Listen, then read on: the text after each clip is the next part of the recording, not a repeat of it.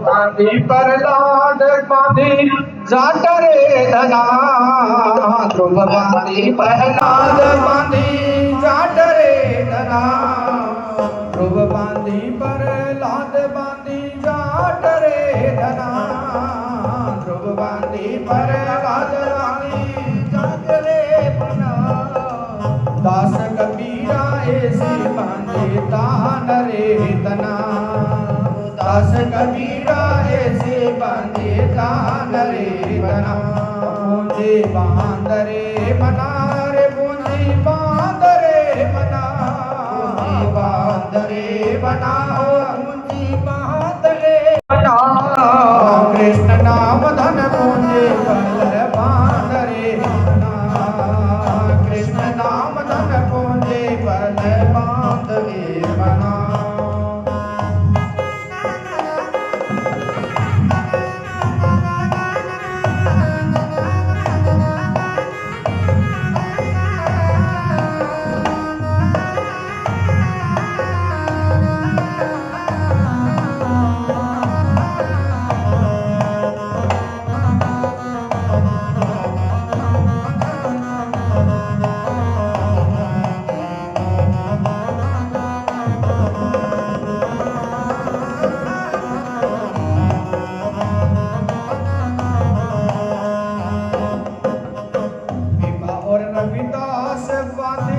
सबरी सजना पीपा और रविदास बांधी, सबरी सजना पीपा और रविदास बांधी, सबरी सजना, मीराबाई ने ऐसी बांधी वर पायो गाना, मीराबाई ने ऐसी बांधी वर पायो गाना, बांध रे मना पूंजी बांध रे मना, बांध रे मना पूंजी बांध रे मना, कृष्ण नाम धन पूंजी भले बांध ले मना, कृष्ण नाम धन पूंजी भले बांध ले मना।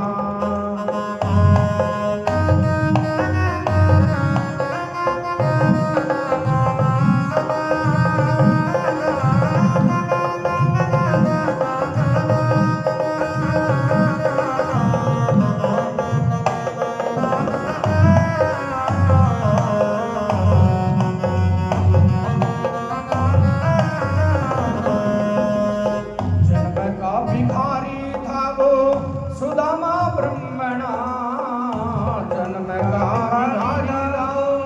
सुदामा ब्रह्मणा जन्म का भिखारी था वो, सुदामा ब्रह्मणा जन्म का भिखारी था वो, सुदामा ब्रह्मणा, मुट्ठी चावल चाप के धन दे दिया घना, मुट्ठी चावल चाप के धन दे दिया घना, बांध रे मना पूंजी बांध रे मना, बांध रे मना पूंजी बांध रे मना, बांध रे मना पूंजी बांध रे मना, बांध रे मना पूंजी बांध रे मना, कृष्ण नाम धन पूंजी बल बांध रे मना, कृष्ण नाम धन पूंजी बल बांध रे मना।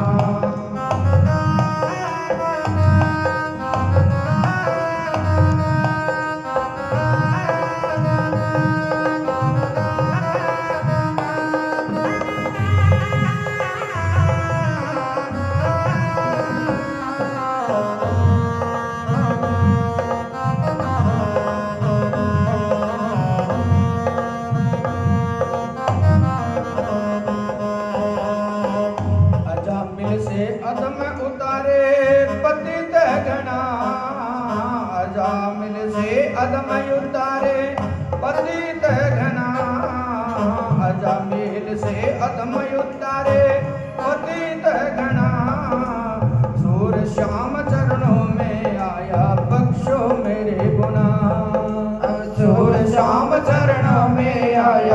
बख्शो मेरे बना।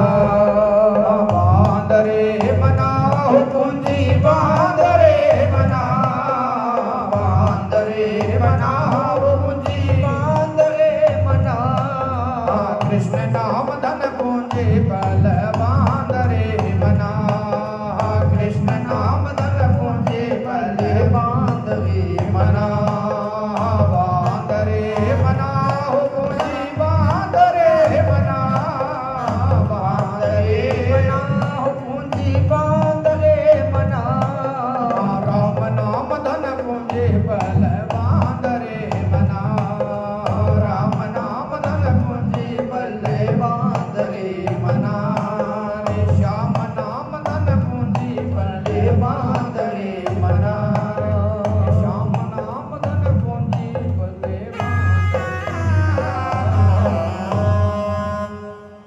और शिप्रा के पावन तीर पर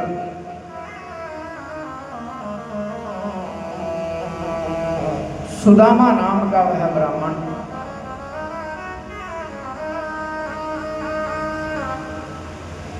अपना वास करता है। झोंपड़ी बनी हुई है। सुखदेव जी वर्णन करते हैं सुंदर पत्नी सुशीला नाम की वो देवी के समान पत्नी है। 4 बालक हैं।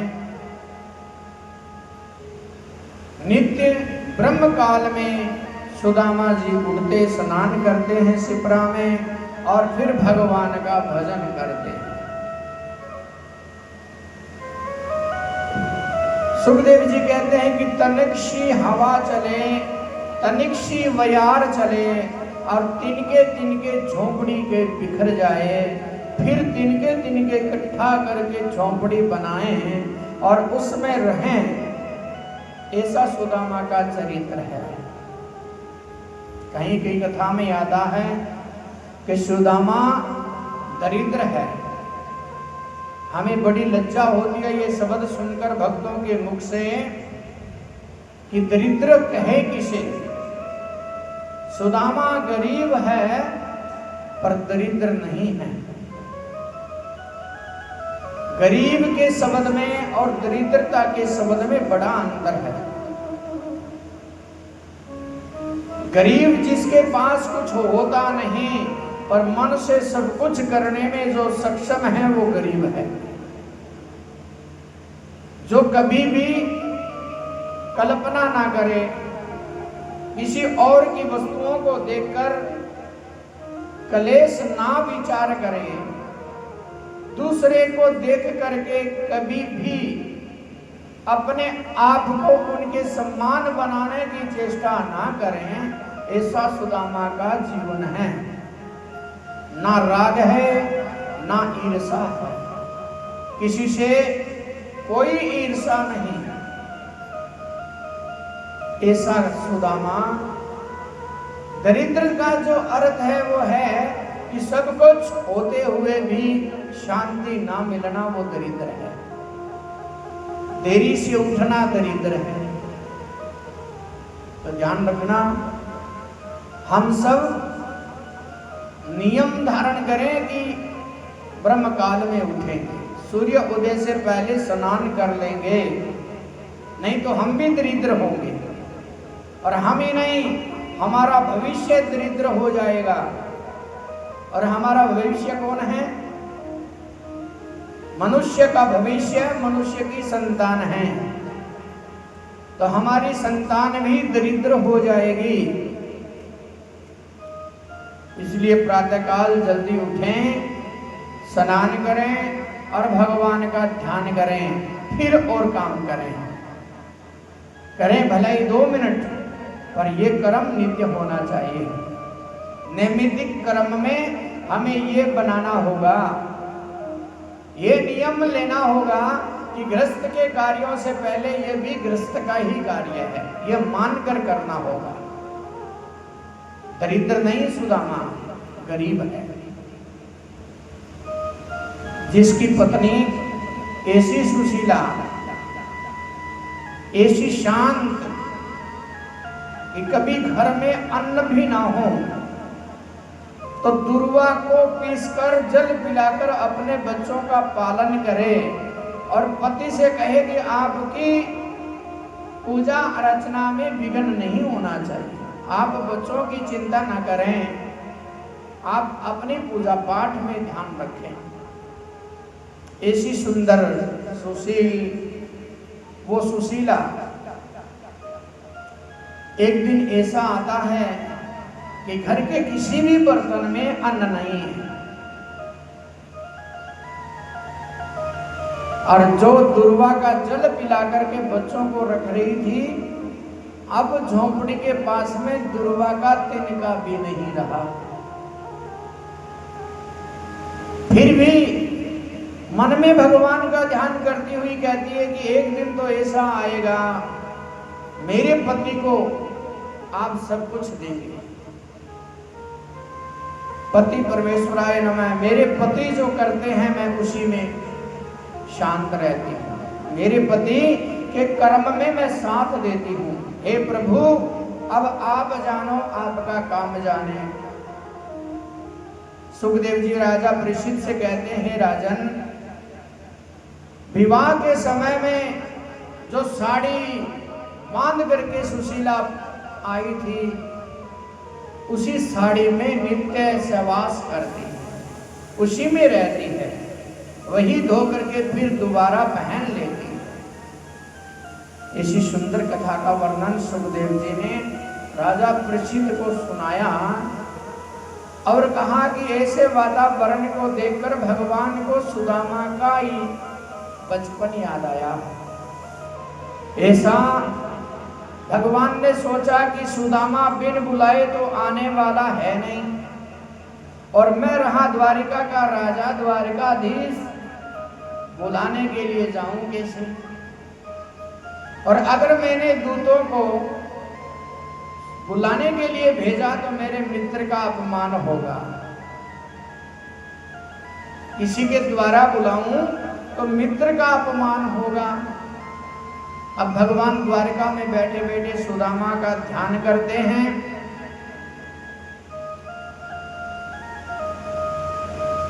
संत का भेष धारण करते हैं और संत का भेष धारण करके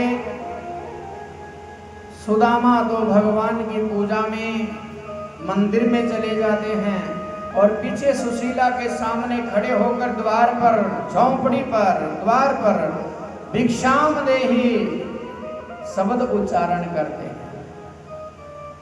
सुशीला प्रसन्न होकर के दौड़ती है, आज बहुत वर्षों के बाद मेरे द्वार पर कोई भिखारी आया है, बहुत वर्षों के बाद। क्यों? सब मुनि ऋषि महात्मा जितने वहां रहते थे सब जानते थे कि सुदामा के घर में कुछ नहीं है, कोई भिखारी द्वार पर नहीं आता। और आज द्वार पर वो भिखारी आया है तो दौड़ पड़ी दरवाजे की ओर सुशीला कि बहुत वर्षों के बाद किसी ने मुझे आवाज दी है, भिक्षाम देहि, मेरे द्वार पर कोई मांगने तो आया है। और द्वार पर जाकर देखती है भगवान के मुखमंडल की ओर, साधु को देख करके प्रसन्न होने लगी, अंदर में आनंद उत्पन्न होने लगा, हाथ जोड़ करके खड़ी हो गई। हे महात्मा, मैं तुम्हारी क्या सेवा करूं? साधु बने भगवान मुस्कुराहट होठों पर लेकर हंसते हुए कहने लगे, कुछ अन्न दे दो। और हाँ, ध्यान रखना, बना हुआ पकवान नहीं लेंगे, हमारा नियम हम सूखा ही लेंगे, अपना बनाएंगे और अपना पाएंगे। अब सुशीला ने झोंपड़ी में पड़ा हुआ एक एक बर्तन ठिठोलना आरंभ कर दिया। जानती थी अन्न तो है ही नहीं किसी बर्तन में, और द्वार पर आए साधु को ये कह नहीं पाई कि मेरे घर में कुछ नहीं। क्यों? बहुत वर्षों के बाद कोई मांगने आया और उन्हें दिखा रही बर्तन हिला हिला कर कि देखो बर्तन में कुछ नहीं है। अब साधु इशारे से समझ गया कि इसके घर में कुछ है नहीं, क्योंकि भगवान थे, जानते तो थे। अब कहा, हे सुशीले सुन, मुझे अन्न की इतनी भूख नहीं है कि तू अन्न दे, पर एक काम कर, तेरी झोंपड़े पर आया हूं, खाली नहीं जाना चाहता, तू थोड़ा जल पान करा दे। और कहते हैं बड़ी प्रसन्न हो गई। क्यों? झारी भरी हुई पानी की रखी थी, प्रसन्न हो गई, रीता नहीं जाएगा कोई। मंद स्वर में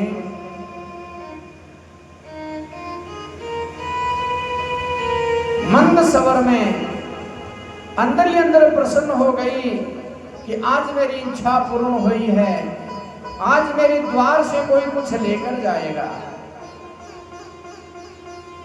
आज कोई कुछ लेकर के जाएगा। मंद स्वर से दौड़ पड़ी मटकी, उठाकर जल की झारी, और कहते हैं कि साड़ी का पल्लू पैर में अड़ा और गिर गई, गिरते ही मटकी टूट गई। बोली कृष्णचंद्र भगवान की। अब जैसे ही खड़ी हुई, आंखों से आंसू बहने लगे। मन में विचार किया कि विधाता चाहता नहीं कि मेरे द्वार से कोई भरा जाए, और वहां सामने खड़ा विधाता ये मन में विचार करता है कि अगर तूने जलपान कराया तो मैं चला जाऊंगा और तेरे हाथ से कुछ तेरा दरिद्रता लेके नहीं जा पाऊंगा, इसलिए मटकी टूट गई। हाथ जोड़ करके खड़ी हो गई, हे साधु, मैं बड़ी अभागिन हूं, द्वार पर आए हुए को जलपान भी ना करा सके। देखो कितना जल था, फिर भी नहीं पिला सके, मेरा भाग्य इतना नहीं। और भगवान बोले, हे देवी, अपने भाग्य को कोशिए मत, शांति से अपना प्रारब्ध जो है उसमें शांति से तुम जैसे रह रही हो, ऐसे कोई देवी रहती होगी। अरे जिसके पास सब कुछ है वहां भी शांति नहीं, तेरे पास कुछ ना होकर भी इतनी शांत है, तो तेरे जैसा कोई है ही नहीं। हे देवी, तू अभागन नहीं हो सकती। अभागन तो वो हैं जिनके पास सब कुछ होते हुए जो पा नहीं सकती। हे देवी, मुझे इतनी प्यास भी नहीं है, रोना बंद करो, मुझे इतनी प्यास नहीं है। देवी ने कहा, तो मैं फिर क्या कर सकती हूँ? भगवान द्वार पर खड़े कहने लगे, एक काम कर सकती हो, तुम मुझे कोई वचन दो। और जैसे ही वचन देने की बात कही, द्वार पर खड़े साधु को फटकारने लगी, तुम जानते नहीं, मैं पतिव्रता स्त्री हूं, एक पुरुष की पत्नी हूं, मेरा पूरा अधिकार मेरे पुरुष को है, मैं तुम्हें वचन कैसे दे सकती हूं? मेरे तो शब्दों पर, तन पर, मन पर पूरा अधिकार मेरे पति का है, तो मैं किस अधिकार से तुम्हें वचन दे सकती हूँ? मैं तुम्हें वचन नहीं दे सकती। पता नहीं तुम वचन में क्या मांग ले? तो भगवान मुस्कुराए और कहने लगे, हे देवी, मैं वचन में ऐसा कुछ नहीं मांगूंगा जिससे तेरा कोई प्रण हरण होता हो, तेरी लज्जा हरण हो, ऐसा मैं वचनों में कुछ मांगने वाला नहीं हूं। तुम मुझे वचन दो। सुशीला ने कहा कि मेरे पति आ जाएं, उनके आने के बाद उनके सामने मैं तुम्हें वचन दे सकती हूँ, पर अभी मैं तुम्हें वचन देने में समर्थ नहीं हूं।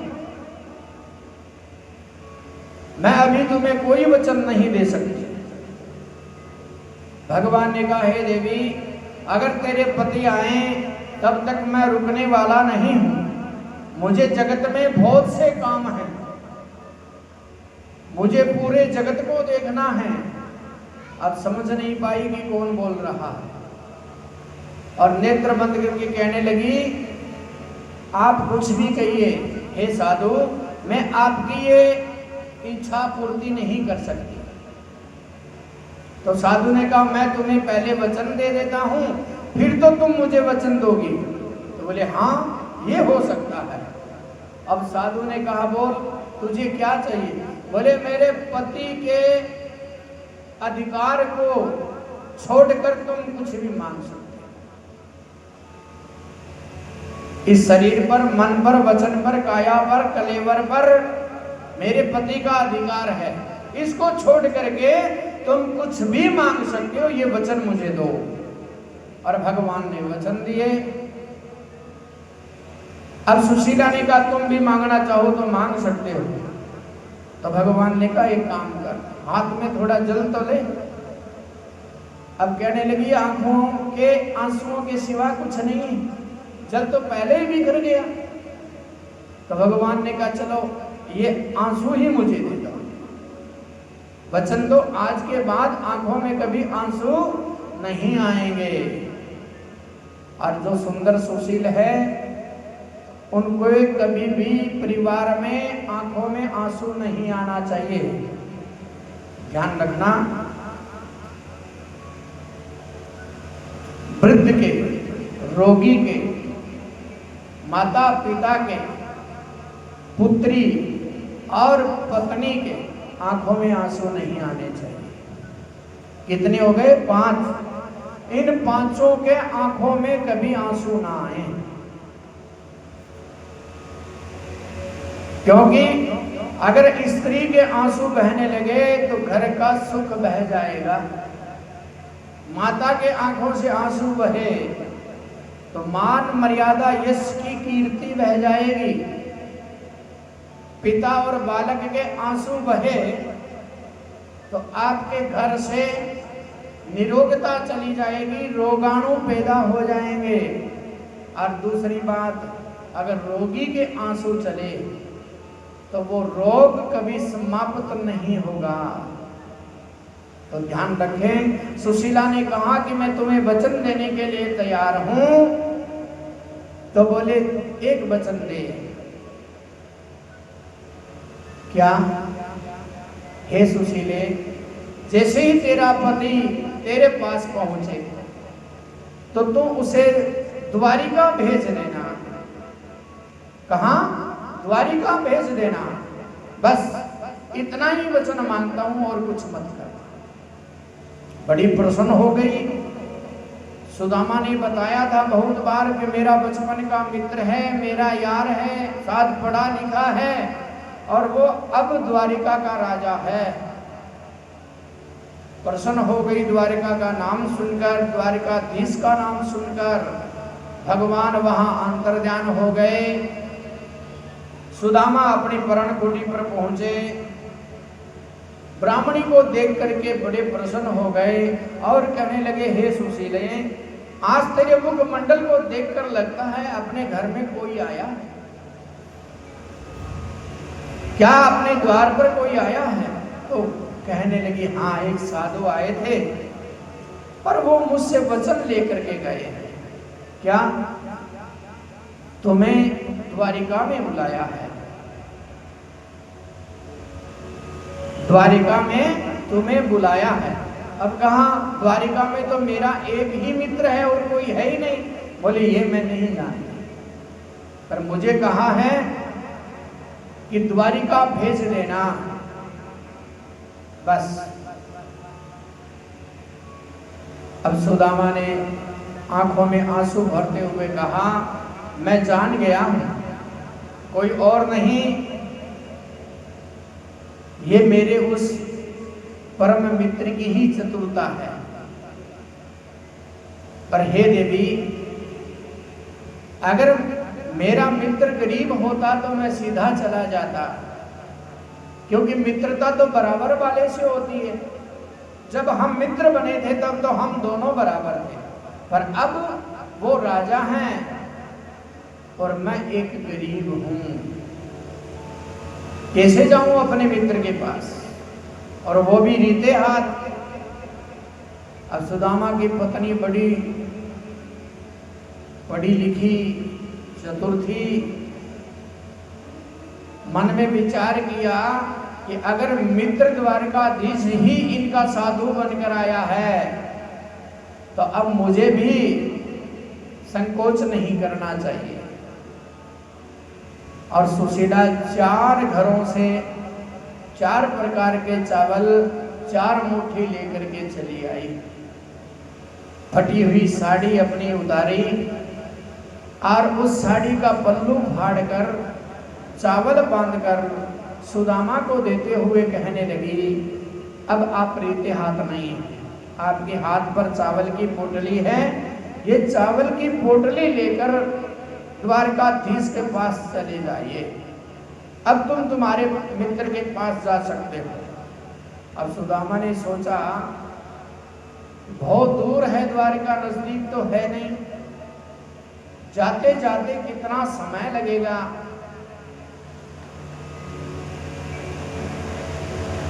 और मन में विचार करते हुए सुशीला से कहा कि बहुत दूर है, कैसे जाऊंगा। सुशीला ने कहा ये तो तुम जानो, ये मेरा काम नहीं, पर तुम्हें जाना होगा। अब हट देख करके सुदामा ने विचार किया कि घर तो छोड़कर जाना ही है,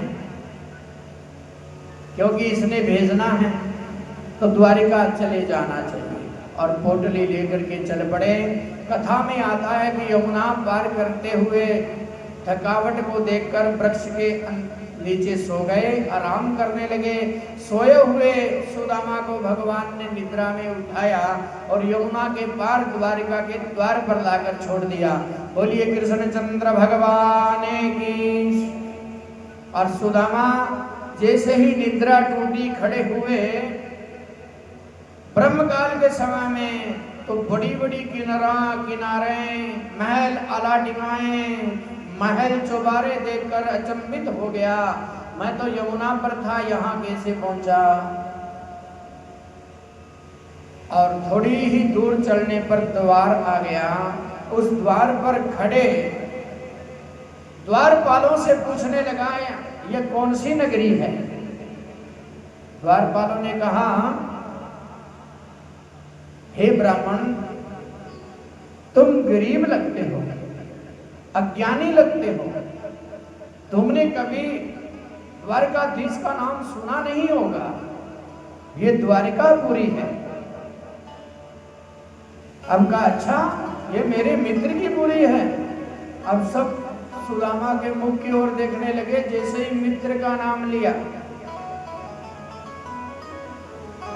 मित्र का नाम लेते ही सब सुदामा को देखने लगे कि पैरों में चप्पल नहीं है, फटी हुई धोती है, पहनने के लिए वस्त्र नहीं है, शरीर पर पूरी धूल लगी हुई है, और हमारे राजा द्वारकाधीश का मित्र बता रहा है।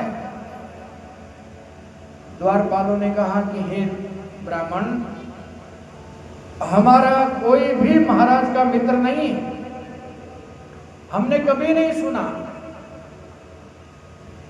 तो सुदामा कहने लगे, तुमने सुना कैसे होगा, क्योंकि मैं कभी आया ही नहीं, मैंने कभी यहां प्रवेश ही नहीं किया, तो तुम सुनोगे कैसे।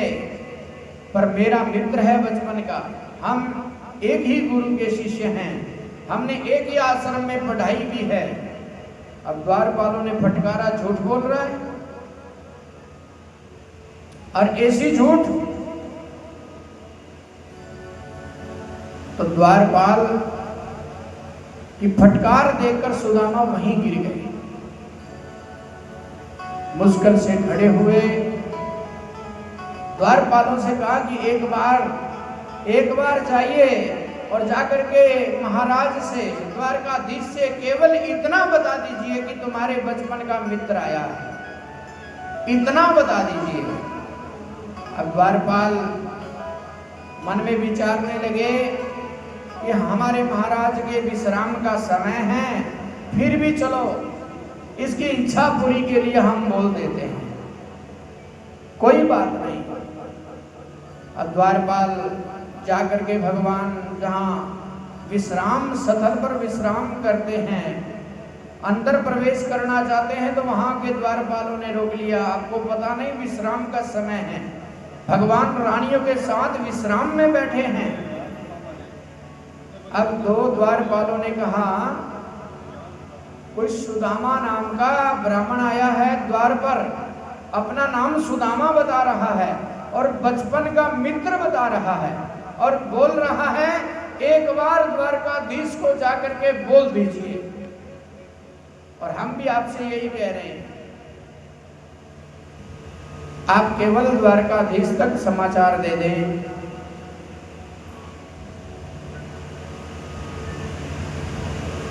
जय विजय नामक चल दिए द्वारपाल अंदर। रुक्मणी चली आई, कहिए क्या बात है? बोले भगवान कहाँ हैं? बोले विश्राम कर रहे हैं। बोले हे माता, द्वार पर कोई सुदामा नाम का एक ब्राह्मण आया है और भगवान को अपना मित्र बता रहा है। अब बोल रहे थे द्वारपाल रुक्मणी को, और सोए भगवान के कान में ये शब्द गूंजे कि मेरा मित्र सुदामा आया है, तो उठकर दौड़ने लगे। आइए भजन के प्रताप से भगवान और सुदामा का मिलन होगा। अरे द्वारपालो, हो बता मेरे यार सुदामा